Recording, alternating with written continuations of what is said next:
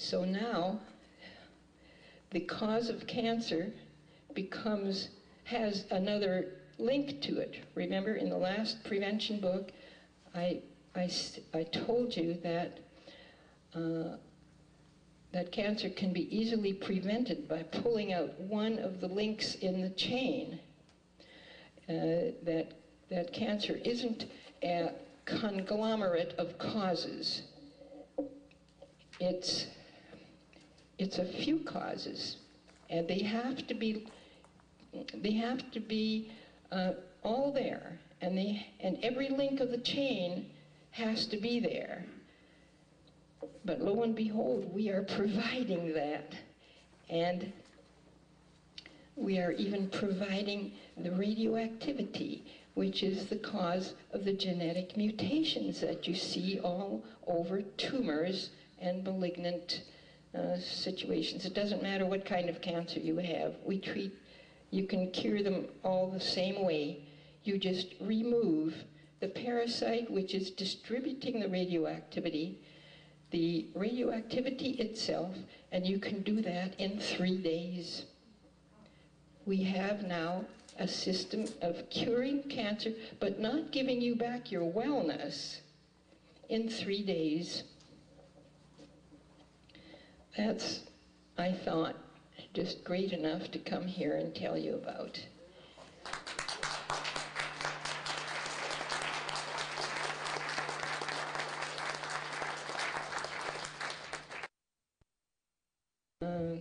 Altogether, there are about 2,000 radioactive items, to give you a perspective on this. The lanthanides are derivatives also of uranium. And so there are very many radioactive lanthanides. And for some reason, there is a chemistry between the actinides and the lanthanides, so they combine with each other with intensive force. Think of hydrogen and oxygen. They just meet and react instantly, giving you an explosion. It's so fast. Now, I don't think that happens here, but polonium reacts with a specific lanthanide called cerium, C-E-R-I-U-M. It's one of the lanthanides. It forms a complex that is very tight. And it's the lanthanides that get into the parasite stages in the bacteria. So now you have a transportation mechanism that's based on the lanthanide being present as well as the polonium.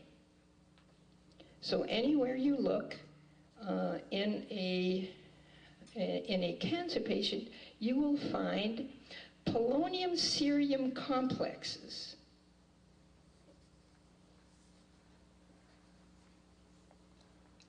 Where does the cerium come from was my next most important question. How could we be so full of a lanthanide called cerium?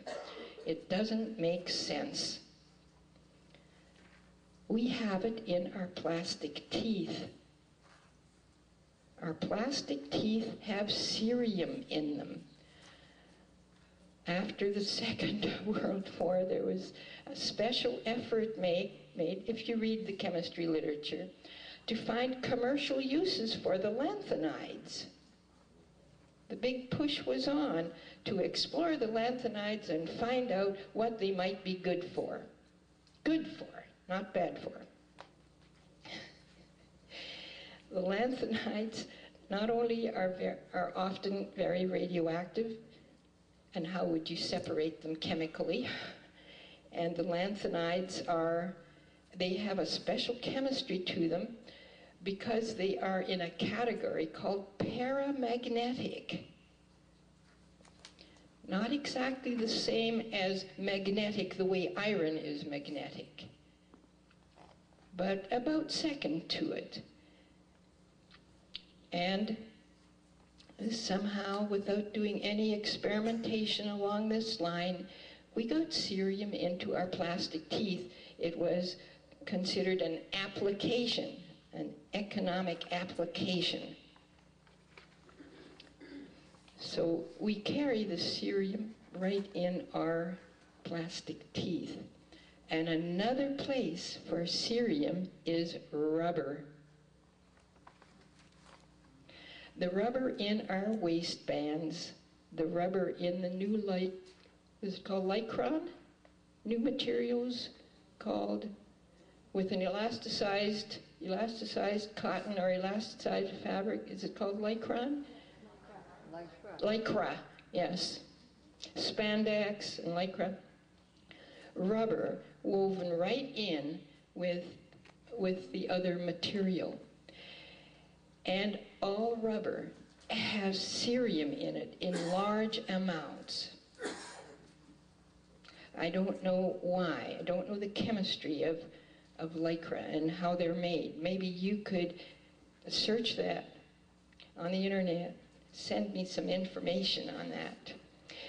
It spills out of the rubber in large amounts. You can't boil it and solidify it so it doesn't come out.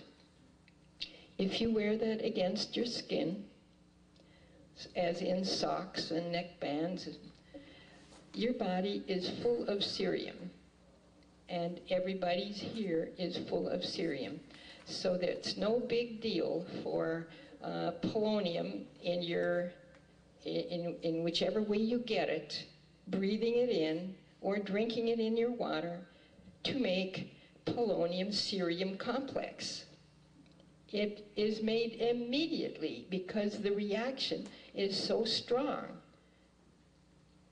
And now you have the critical little carcinogen that does all the genetic mutating damage. It circulates in the unfertilized eggs and the bacteria that we all carry. So it's going everywhere. Where is it going to land?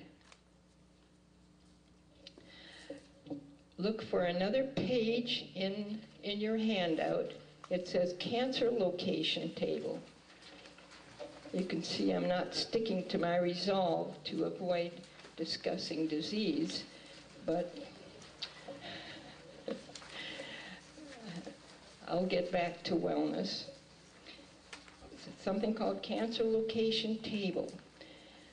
It tells you the reason why a cancer started in a certain location. That location is allergic to a certain chemical, a food, or something along that line. Sometimes it's a metabolite even.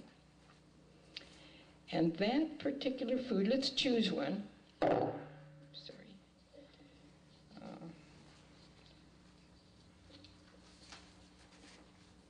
Colon, that's a very common one, but that's too complex. Let's go to an easier one.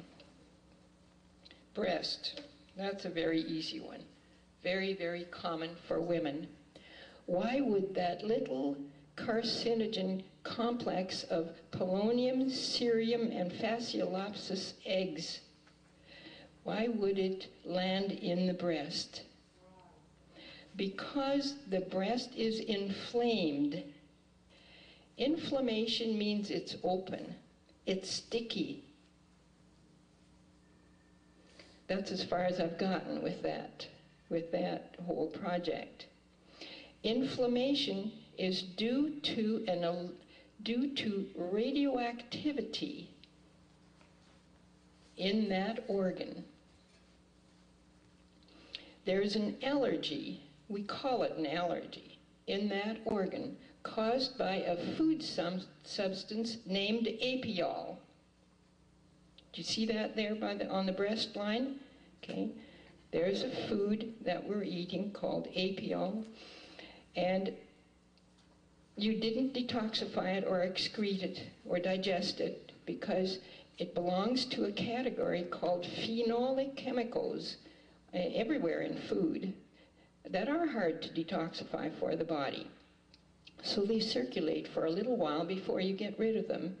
And they always land at the breast because there is this relationship between breast frequency and apial frequency that makes it go there and get stuck there. And it causes an allergic reaction that makes the organ try to defend itself by making a compound called PGE2.